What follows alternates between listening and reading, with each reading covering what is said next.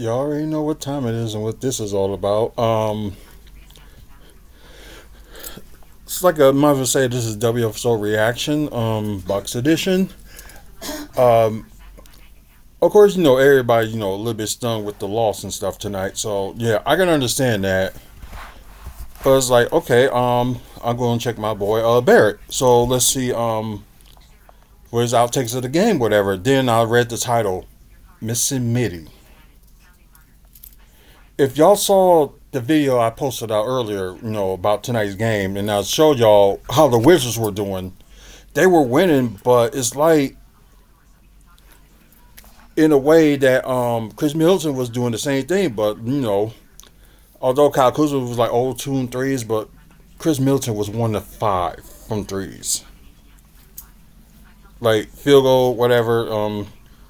I can understand that, and but at least Kyle Kuzma was a +3 and had the rebounds because we know how much we're gonna get from Brooks, so that's some helping rebounds, and even Damian Lillard helping rebounds. So it was just enough, not enough from the other supporting cast and including Brooke.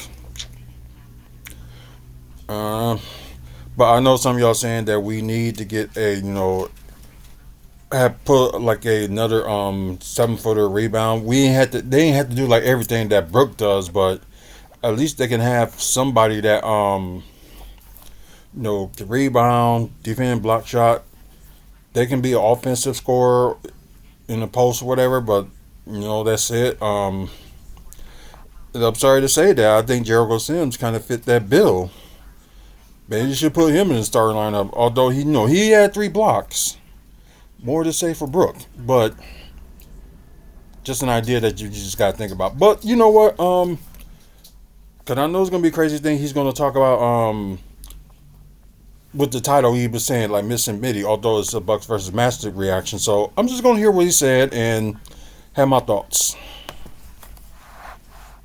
So the Bucks, after tying their best streak of the season, when the Bucks were last fully healthy before the trade deadline, they won 8 out of 9 with every win by at least 14, if I remember correctly. And they've just won 8 out of 9 again, the last stretch. And so this loss, not the end of the world, not at all. Without Gary Trent Jr. against a hungry young team that played a good game. True. Definitely not the end of the world.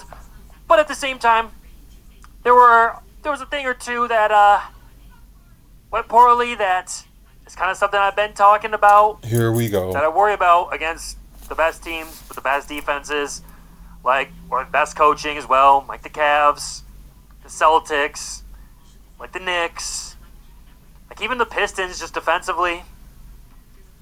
And that is having a guy out there, not a big man, that's arguably supposed to be the 3rd best player, that is horrendous outside of the restricted area.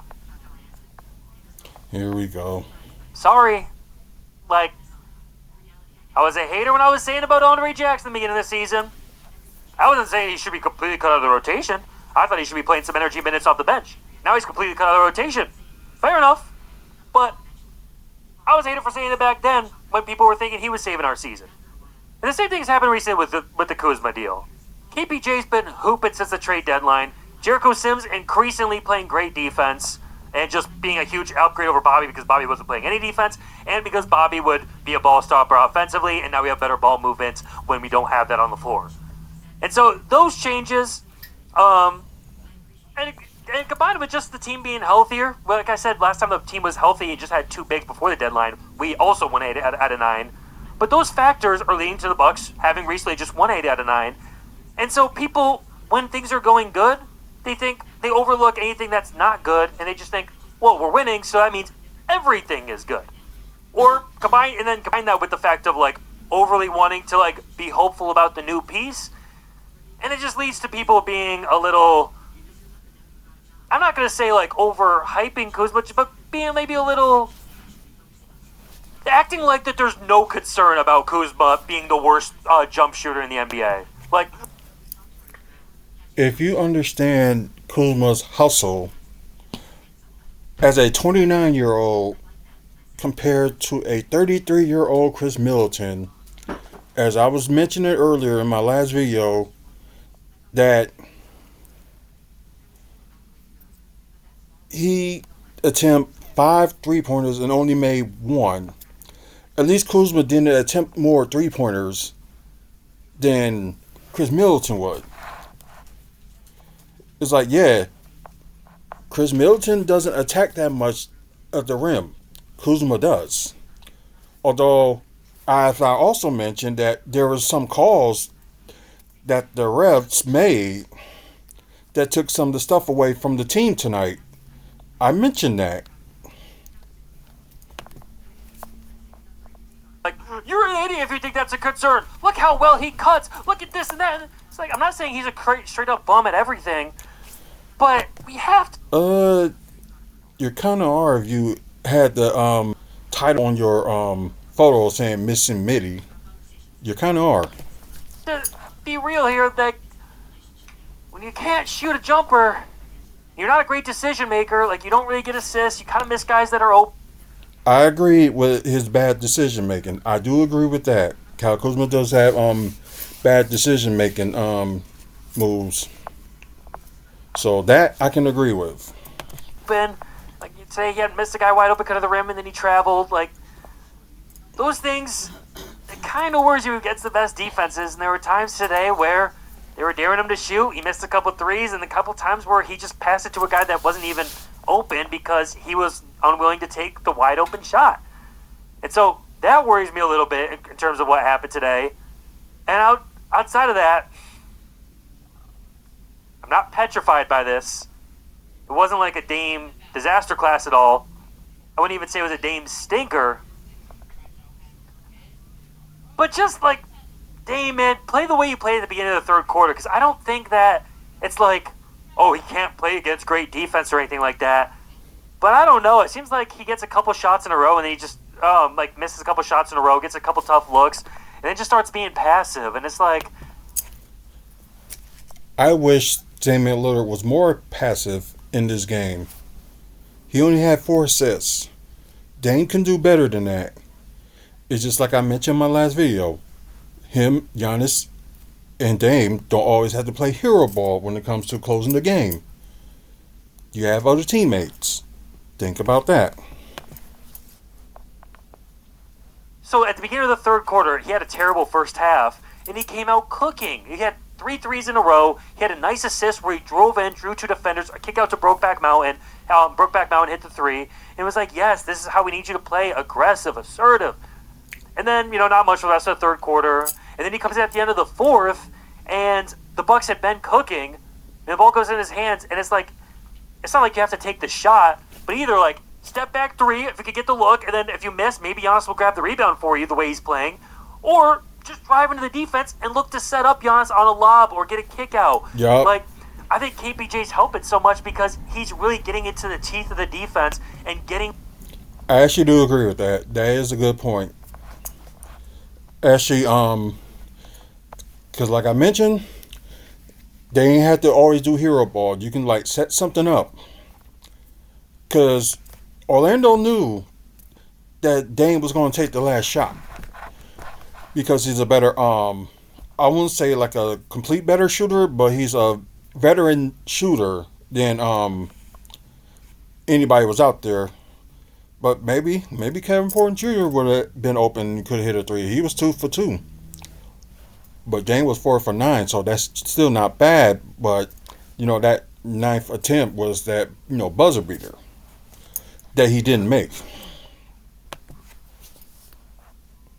Getting those kick-out looks and be able to get close to Giannis for alley-oop looks. And I think Dame just has to be more aggressive. Like, Yeah. I'm either going to get the step back 3, or if you're a big defender that's going to really try to stay on top of me, okay, then here I go by you. And I felt like at the end of the fourth quarter, it was just too passive from Dame. It felt like there was times where it was like it was set up for him to go, and he just wasn't going. And that's not. I already said that Dame just needs to pass more. He really does at times. How you gonna be stuck with having 7 assists a game, a point guard? Of course, we know you're not a pass first point guard, but there are some games you may have to be a pass first. Then try to have players set up a screen for you And the other thing I wouldn't say hate, that don't like about the Bucks, you got the point guard, then you got maybe Giannis like somewhere like in the middle area, moving around a little bit. Then you had two players standing in the corner just waiting for the ball, where it could be easier for them just to move around and try to like look open, while the other person probably ain't paying attention. So that's one of the things that the Bucks need to do, like have everybody move around and have ball movement. It was ball movement, but it wasn't as much as it normally should. So that's another thing that cost them the game tonight. Not anything that overly concerns me. I do think playoff Dame is going to be fine, but Yeah, it's just a slight thing in there. Like, I've seen him against great defenses not be at his best at times. Not saying he can't be great against a great defense. I'm not saying he can't fry a great defense. Just saying there's been, like, moments this season, like even, like, a while ago at this point, but that one series against Drew Holiday and the Pelicans, they were sending doubles his way. But just, like, struggles with defenses bring a lot of attention to him. That's just a slight worry, but again, it wasn't terrible. He ended up with 26, 7, and 4 turnovers. It wasn't a good Dame game, but yeah. Brokeback Mountain didn't come ready to play. I mean, he's actually been very good since the trade, since not just the trade deadline, since the All-Star break. To be fair to him, this has been his worst game since then. But good on Doc not playing him in the fourth. Not a very good game from him at all. Outside of that, I do feel like everybody else played well, though. Oh no, Alfredo, he was just out there being a decoy, but defensively in the first half was rough. He was fine in the fourth quarter. He was out there when the Bucks were cooking. So overall, it wasn't like a terrible negative. But with teams that are great defensively and going to stop you from shooting threes, he's not really going to give you much production other than some opening up from other guys. There were times where Giannis kicked it out to him, the defender was on him, one more. That's how he ended up with 4 assists. So he's not just he wasn't like a liability by any means, but not getting the looks and not getting any points at 28 minutes. And so we had a Giannis great game where, again, I'm just like so much more hopeful about how long this window could be with Giannis playing like this when he's not dunking the ball a bunch. It's a lot of just fundamentals, kind of like old man basketball for a guy that doesn't have to yet, I don't think, play this old man style where he's drop stepping, pump faking, laying it in, where he's hitting like pull up mid ranges, where he really is playing like almost like a Tim Duncan-esque style right now. To where before I was like, I worry about like, is he going to be able to be like a top 5 player as long as Jokic is, because Jokic doesn't rely at all on his athleticism. The way Giannis has played this season, that encouraged me so much to where 37, 11, and 4, and I don't feel like he brought his athletic game in terms of flying around the court, going up, dunking on people, anything like that. So that's great. Jericho Sims athletic.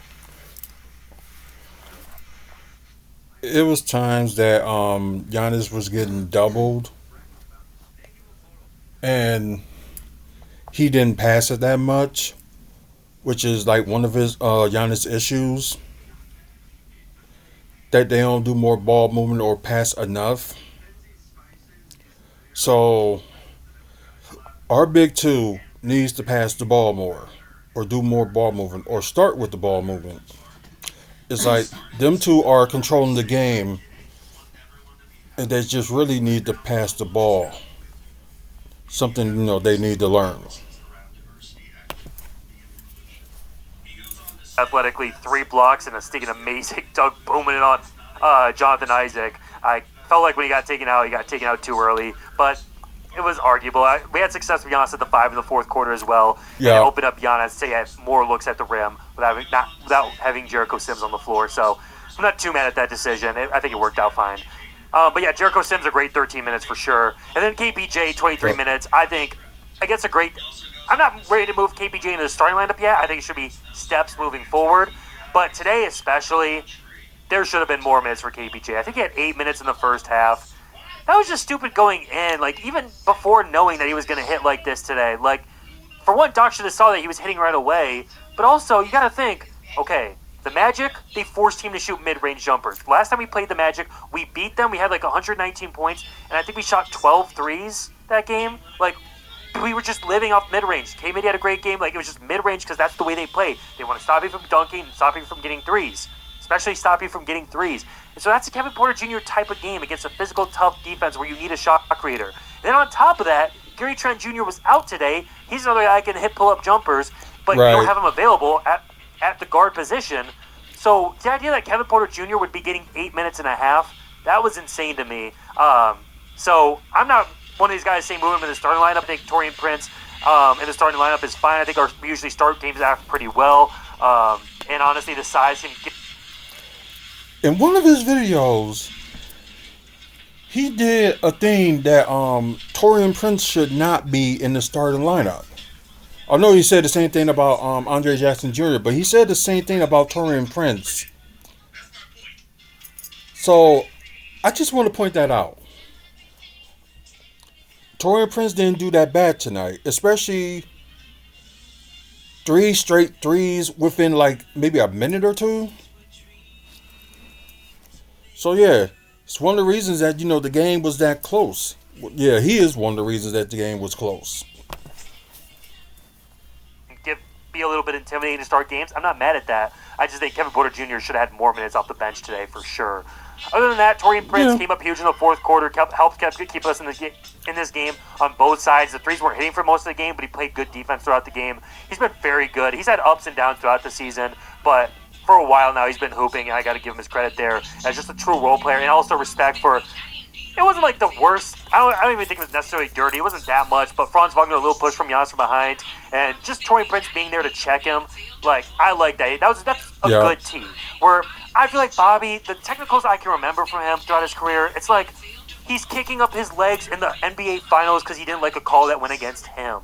Like in the playoffs, he let Andrew Nembhard get under his skin and he gets kicked out. That's like fake tough guy stuff to me. I don't like that. But Taurean Prince understanding or being a role player, like, even if it wasn't the worst dirty thing in the world, Giannis just got pushed to the floor. Yeah, that's something worthy to get a technical over. Mm-hmm. That's being an actual enforcer and like actual tough guy stuff, and not the fake tough guy stuff that people think Bobby Portis is. I don't miss Bobby Portis. I think this team is more fun to watch without him. He's lying. Yeah, I think Taurean Prince definitely. I got a lot of respect for that for sure. And yeah, so for today, I'll just give grades and then we'll wrap it up. Overall, I don't think that this was a disastrous loss. I think the Magic, got to give them credit. Paolo hit tough shots. We had a great fight in the fourth quarter. So I'm not going crazy about this loss. I'm just concerned about mostly just Kuzma and long term. And then grades today, Giannis was amazing. I'll give him an A. Taurean Prince was also amazing. I'll give him an A. Fourth quarter came up huge. And just the Giannis thing, defending him was awesome. Kuzma... D+, C-. He grabbed rebounds. D+ or C-. Brokeback Mountain, D. Damian Lillard, I agree with that. C-. But again, C's average for me, so it's not like a disaster, but it's not very good. C-. Damian Lillard deserves a B-. The only thing that was holding him back was his passing and that last possession. Them only two things you should. But C-. And he had 26 points. He had a good field goal shooting that he had in a long time, and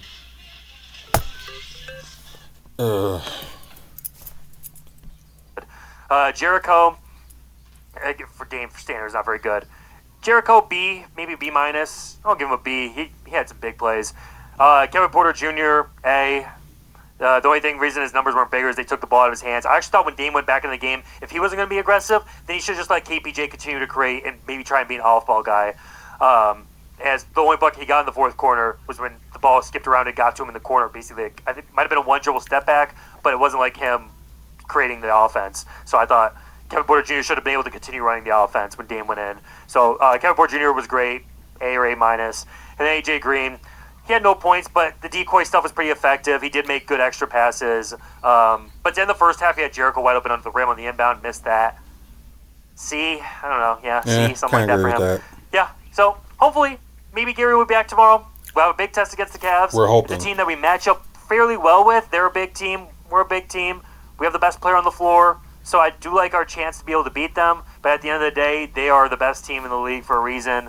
They have an insanely good five with Garland, Mitchell, DeAndre Hunter, Mobley, and Allen, and they're very well coached. And they have other guys that step up as well, like Ty Jerome. So it's gonna be a real challenge, and I'm excited to see what the Bucks do, how they step up. Let me know what you all think, though. Drop a comment. Okay. The funny thing is, he didn't mention Chris Middleton at all. That's a start.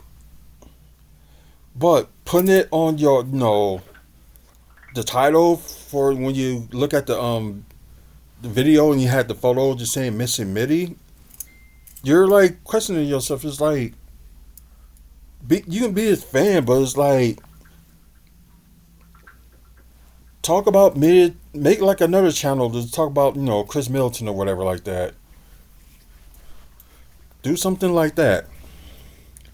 Because if you're this big Chris Middleton fan, make another channel about him.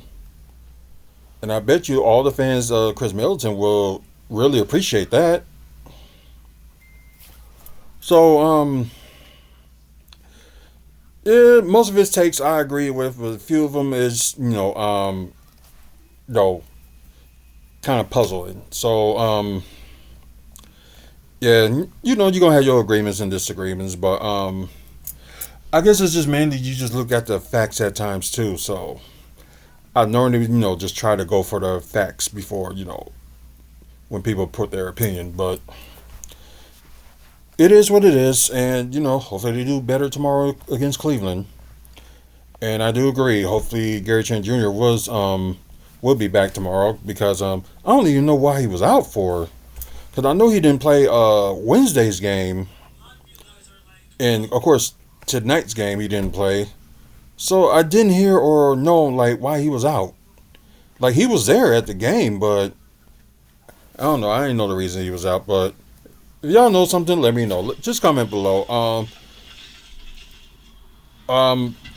Barrett Bucks Breakdown. You're a Bucks fan, you can check out his channel. He's been doing better since, the Chris Middleton trade. But, you still got them, like, hits and misses at times. And over there, getting upset, cooling other stuff like that. It's great. But, well, maybe Kuzma may not be, the best third option. Maybe it could be Brook. But at times, Brook don't even step up that much. Especially in rebounding. And look at Brook Lopez plus minus. It's minus 11. He really got to do better. So, yeah, we'll see. We still got like over a month to go and seeing all this stuff. My son will be at tomorrow's game, so it should be like interesting to see. And I'm just saying, it'd be good to see him there, and hopefully, they show him on the screen or something like that. You never know. But, yeah, and the next game I'm going to is Atlanta, when the Bucks face the Hawks at the end of the month. So, yeah, I didn't get that many tickets to go to games this month. Normally I go to like 3 or 4 or something like that, so it's just only one. But, ended up getting, my son, a game to go to before he, go to the National Guard. Hopefully he enjoys his game, before he leaves, and it'll be a good thing. But, anyways, like I said, go ahead and check out Barrett's channel. I think he's got 2 of them. Of course, this one is like he mainly talks about the Bucks, and like his other channel, he's talking about like other sports. So, get a chance, check him out. And also, like, what y'all think of his, his perspective on tonight's game. So, y'all let me know down below. Actually, if you like this video, please give it a like, subscribe to the channel. We're trying to get to 1,000, at least by the end of the year, and it's looking good so far. And hopefully, with y'all support, we can get there. So, without you guys, there will be no us. Also, check out the over 2,500 channels and counting. Videos. Yeah, videos. I don't know why I said channels. How many fucking platforms you on, my man? I know I did it again. I can't believe I said it again. Oh, okay. Late at night. Put it down to that. And late at night. And the bad thing is I got 2 more videos to go. So on that note, check out the website wrestlingfanspeakout.weebly.com. Check out events in the Midwest that's going on, and also photos that we took, wrestlers, also at wrestling events and Bucks events, and all the other cool stuff. Thank Mike and Robin Thompson for the sponsorship, and thank you guys for watching. Until the next video, you guys have a good one.